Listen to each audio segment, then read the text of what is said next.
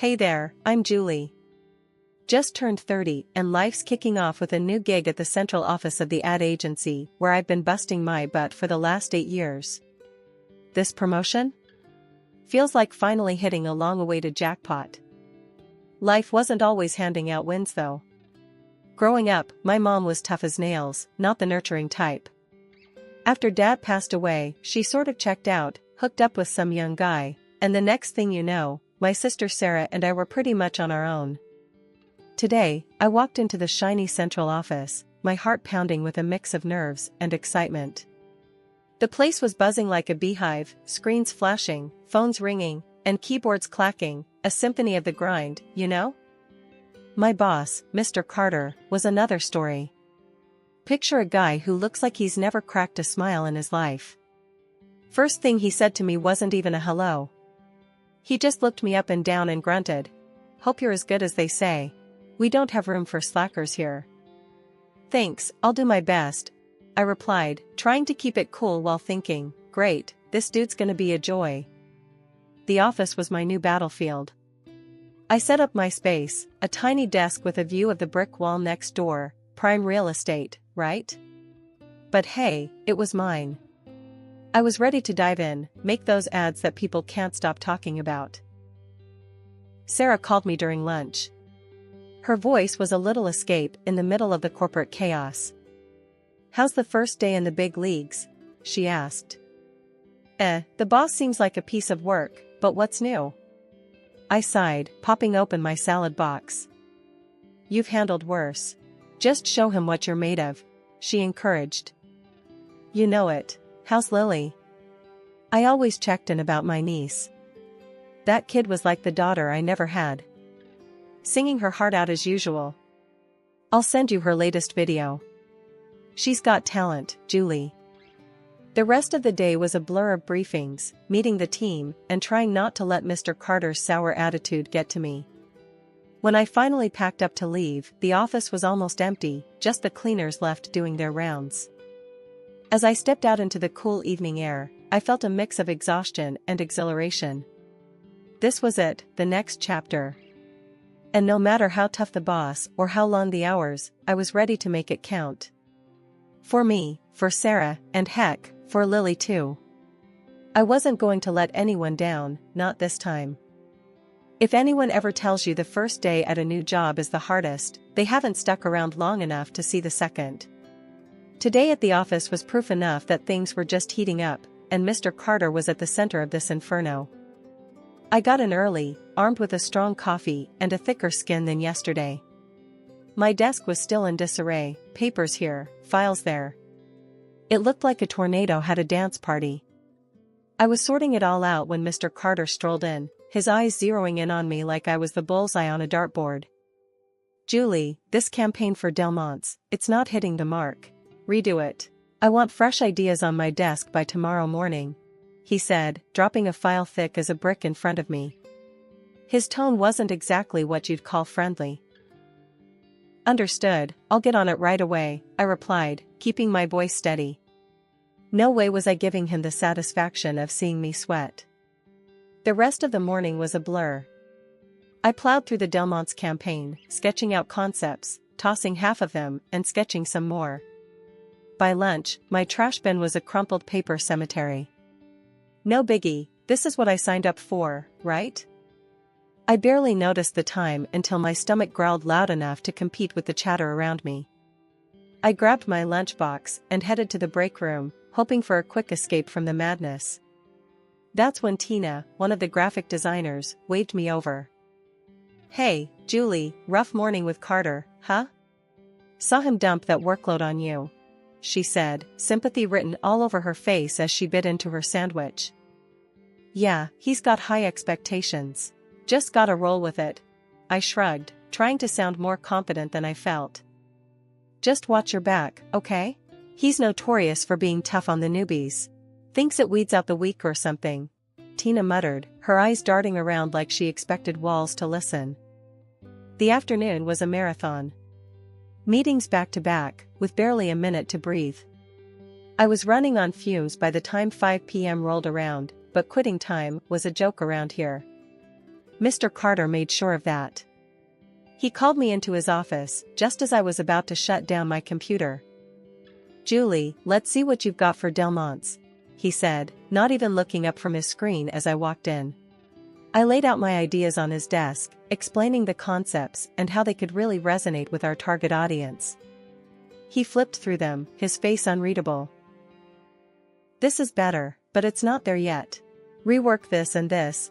He pointed at 2 of the designs, his finger jabbing at the paper like it owed him money. "Will do. I'll have them updated first thing," I said, collecting the rejected designs. My skin was getting thicker by the minute, or maybe I was just too tired to care. Walking out of his office, I couldn't help but think about what Tina said. Mr. Carter was testing me, all right. But I wasn't about to let him, or anyone, break me. I've dealt with worse. Much worse. Tomorrow, I'd come back, ready to fight another round. Because that's what you do when you're not just working for a paycheck, but for a purpose. For every Sarah out there counting on me. Yeah, tomorrow is another day, and I'm just getting started.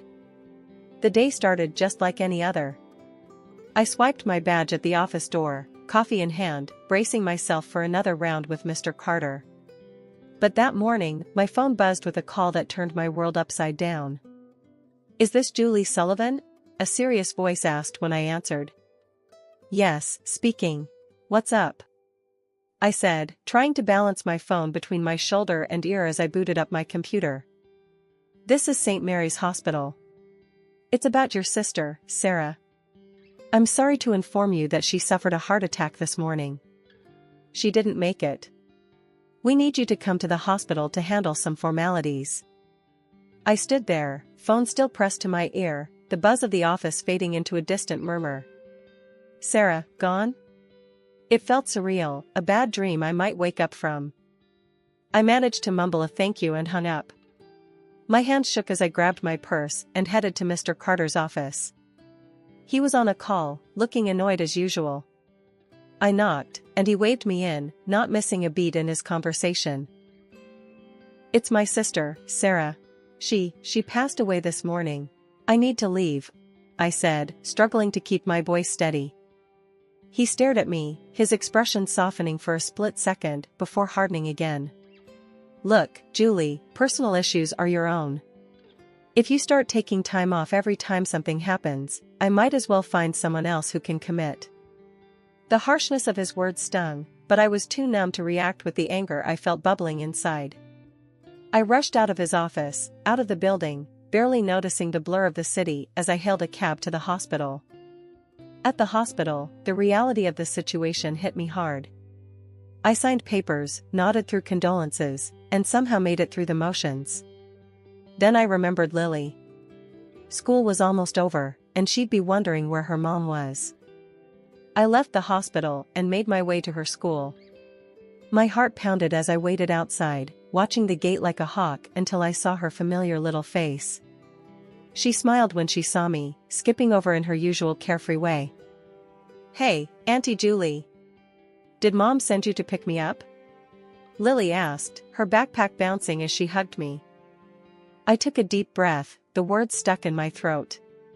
"We need to talk, but let's get you home first, okay?" We reached her house, and I fumbled with the keys. Once inside, I sat her down and took a deep breath. "Lily, something very sad happened today," I began, my voice trembling. Lily looked up at me, her smile fading as she sensed the seriousness of my tone. "What is it, Auntie Julie? Where's Mom?" Her voice was small, scared. I took her hand, squeezing it gently. "Lily, your mom, she had a very bad heart attack today. She didn't make it, sweetheart." Lily stared at me, her eyes wide, uncomprehending at first. Then, as the reality sank in, her face crumpled, and she burst into tears. I pulled her into my arms, holding her tight as she sobbed. After the initial shock and the blur of hospital visits, reality kicked in hard. I was not just Julie anymore, I was now Julie and Lily's guardian, protector, and suddenly the only adult in our duo. I sat at our kitchen table, papers spread out like a war map, legal documents, custody forms, and a stack of bills that Sarah had left behind. My phone buzzed with a reminder of a meeting with the lawyer in an hour. At the lawyer's office, Mr. Hanson, a graying man with gentle eyes, greeted us. "Julie, Lily, I'm deeply sorry for your loss. Let's make this transition as smooth as we can for you both." We discussed guardianship, the house, and Sarah's few assets. It was all so businesslike, so cold, yet necessary. Mr. Hanson handed me a stack of forms. "You'll need to sign these for the custody proceedings, and there are some financial matters to settle. Lily's care is the priority." I nodded, scribbling my signature where he pointed, feeling each stroke of the pen like a step into unknown territory. The next few days were a blur of funeral arrangements, meetings, and late-night Google sessions on how to be a guardian. Lily was quiet, her usual bubbly self muted by grief. I tried to keep things normal, but our small talk felt hollow. The weekend brought more responsibilities. I met with Sarah's boss, collected her final paycheck, and sorted through her personal items at her desk, a collection of photos, a half-used notebook, her favorite pens. Returning home, I found Lily sitting on the porch, her guitar in hand, strumming a tune that was too sad for her years. "Hey, you play beautifully," I said, sitting beside her. She smiled weakly. "Mom taught me. She said music helps when things get tough." "It does. Maybe you can teach me one day," I joked, trying to lighten the mood. Lily laughed, a sound so rare these days it was like music itself. "I'd like that." Lying in bed that night, I stared at the ceiling, thinking about the road ahead. It was daunting, terrifying even. But looking over at Lily, sleeping peacefully, I knew I had to be strong. For her, for Sarah, and maybe even a little for myself. It was then I realized I hadn't told Mom about Sarah. Pulling out my phone, I dialed her number, the rings echoing in the dark room. Finally, she picked up, her voice breezy and distant. "Julie? What is it?" "I'm on vacation in Hawaii," she said, irritation seeping through her tone. "Mom, it's Sarah. She passed away 5 days ago," I said, my voice breaking. There was a pause. A long, chilling silence. Then, "Well, that's your problem, Julie. I'm busy here. Did she leave anything behind? Any insurance, property?" Her words stung, harsh and cold. I was shocked, my heart sinking further. "No, Mom. Just forget it." I hung up, feeling a mix of anger and despair. That was the last straw. Sarah's funeral came and went without her.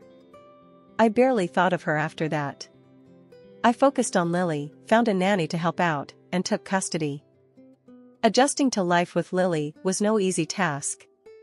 Every morning was a race against the clock, getting her ready for school, ensuring I had all the documents for another round of custody forms, and then the mad dash to work. Each day, I could feel the tension mounting at work, the disapproving glances from Mr. Carter growing sharper. Then, one dismal Tuesday, it all came crashing down.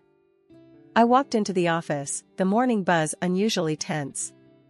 Mr. Carter called me into his office as soon as I arrived. The look on his face was all I needed to see. "Julie, this isn't working out," he said bluntly, his voice devoid of sympathy. "Your personal situation is affecting your performance, and we can't afford to carry dead weight." I stood there, numb, the words echoing in my mind. Fired. Just like that. My thoughts raced to Lily, our rent, food, her schooling. Panic set in. The walk home was a blur.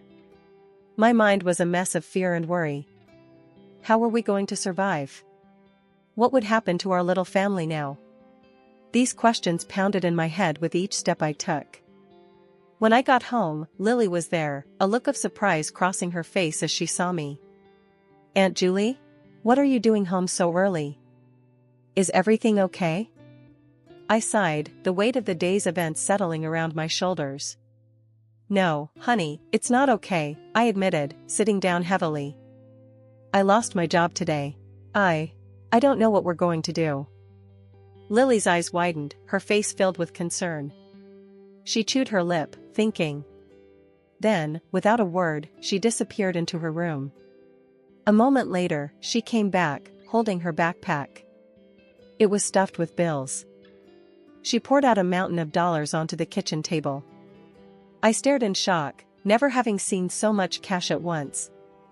"Lily, where did this come from?" I asked in a whisper, afraid of the answer. "It's my money, Aunt Julie," Lily said proudly.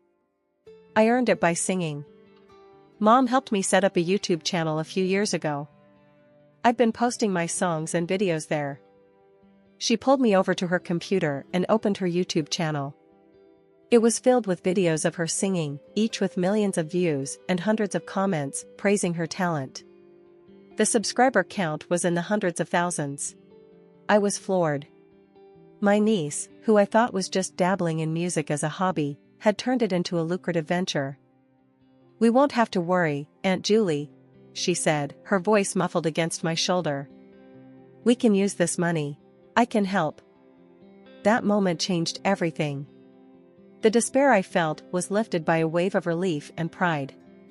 Lily wasn't just a kid with a hobby, she was a talented artist who had taken her future into her own hands. "All right, Lily, if we're going to do this, we're going to do it right," I told her one morning as we sat down with a notebook full of plans and ideas. "Your channel is amazing, but we can make it even better." Lily's eyes sparkled with excitement. "What do you mean, Aunt Julie?" "We're going to invest in some better equipment for you to record your videos. And maybe even get you some professional singing lessons," I explained, feeling a buzz of excitement myself. Lily bounced in her seat. "Really? That would be awesome. Do you think I could really be like one of those famous singers?" "I don't see why not," I replied, grinning at her enthusiasm. "But we have to be smart about this. We need to set up a budget and maybe look into some marketing strategies to grow your audience." The next few weeks were a blur of activity. I used some of the money from Lily's channel to buy a decent camera and microphone. We set up a little studio in her room, draping sheets to improve the acoustics and setting up lights. Every evening after dinner, Lily would record, and I'd sit at the computer, learning how to edit videos and manage a YouTube channel. We also started looking into vocal coaches, and soon Lily was taking lessons twice a week. Her coach, Ms. Nora, was a kind but firm woman who had once had a career in opera. She took Lily under her wing, and the progress was evident. "You're a natural, Lily," Ms. Nora told her after a particularly good session. "Keep this up, and you'll go far." Lily beamed, and I felt a swell of pride. Not just in her talent, but in her dedication. She was working hard, balancing school and her passion for singing without a complaint. As her channel grew, so did our confidence. I started experimenting with different types of content, integrating fan suggestions, and even arranging a few live streaming sessions for Lily, which were a hit.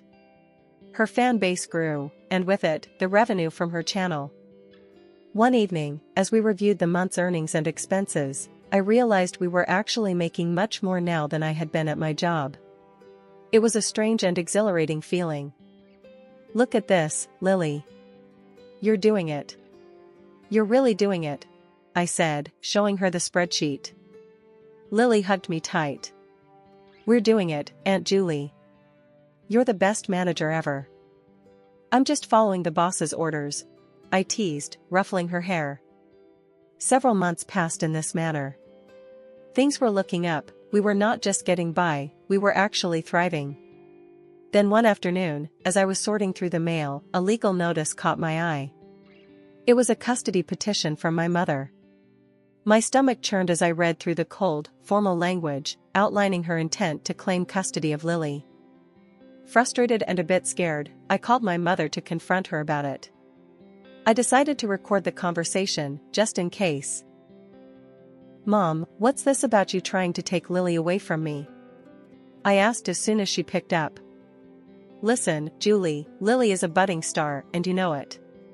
With her talents, she'll be rich, and you know I've got a young husband now, and we need the money. So, this is just about money for you?" I asked, although I already knew the answer. "Think as you want," she said. Then, she dropped a bombshell. If you give me $200,000, I'll drop the custody case. Think of it as an investment in keeping your little family together. I was stunned into silence. The audacity of her blackmail was unbelievable. Her laugh at the end of the line before she hung up only added salt to the wound. I immediately called my lawyer and relayed the conversation, forwarding the recording I had made.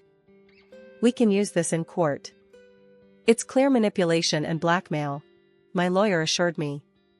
We prepared the case meticulously, gathering all evidence of Lily's happy and stable life with me, her academic records which showed her thriving at school, and testimonies from neighbors and friends about our family life. Walking into the courthouse, my heart was hammering in my chest. The stakes couldn't have been higher. Across the room, my mother and her husband looked smug, as if they'd already won. The courtroom was silent as the judge called the session to order. My mother was first to take the stand, her performance worthy of an award. Tears streamed down her face as she spun a tale of woe, claiming I was exploiting Lily for her talents. She's just a child, Your Honor, my mother sobbed, dabbing her eyes with a tissue. My granddaughter should be playing, not working. I want to ensure she has a normal childhood. It was my turn next. My lawyer stood, calm and collected. Your Honor, these claims are not only unfounded but are a deliberate attempt to manipulate the situation for financial gain, he stated confidently. He laid out document after document, each proving that Lily's involvement in her YouTube channel and performances were well within legal bounds, that she was excelling in school, and that her emotional and physical needs were being met, if not exceeded, under my care. Then came the moment that turned the tide. My lawyer played the recording of the conversation I'd had with my mother. The courtroom was dead silent as her voice filled the space, detailing her demands for money and her plan to use Lily as a means to secure it. The color drained from my mother's face as her own words betrayed her. The judge's expression hardened as he listened, his pen pausing over his notes. It was Lily's turn to speak. She stood up, her small frame resolute. I love my Aunt Julie.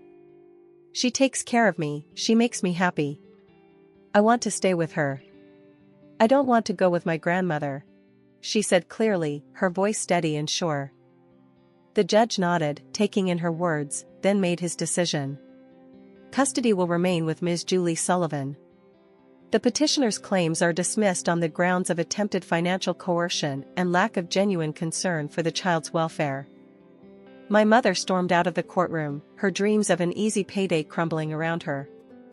As we left the courthouse, Lily squeezed my hand tightly. Are we okay now, Aunt Julie? Is it over? She asked, looking up at me with wide, hopeful eyes. Yes, Lily, it's over. We're more than okay, I assured her, my relief immense. Life settled into a wonderful routine after that. Lily's YouTube channel blossomed under her continued passion for music and singing. She performed at local events, her confidence growing with each applause. Her joy was infectious, and it spread through every aspect of our lives. We transformed one of the rooms into a small studio, where she could practice and record in peace. I took charge of the managerial duties, ensuring she had the right balance between her career and her childhood. The community rallied around us, their support unwavering. Financially, we were stable too. The earnings from her channel were more than sufficient, allowing me to set aside a substantial amount for her future education. I want you to have every opportunity, Lily. Whatever you want to study, wherever you want to go, I told her one evening as we reviewed some college brochures. Lily hugged me tightly. I know, Aunt Julie. Thank you for everything. I'm going to study music, I think. And maybe business, so I can manage my own career one day, like you manage me. Her words filled me with pride. We had come through so much, turned so many corners, and now the path ahead was bright with promise. We were not just surviving, we were thriving, building a future on our terms, with love and music at its heart. As we sat in our living room, the setting sun casting warm glows through the window, I realized that this was what happiness felt like. It wasn't just about overcoming the challenges, but celebrating the victories, big and small, along the way. And as Lily played a new song she was working on, her voice filling the room with melody, I knew that the best was yet to come. We had each other, and that was everything.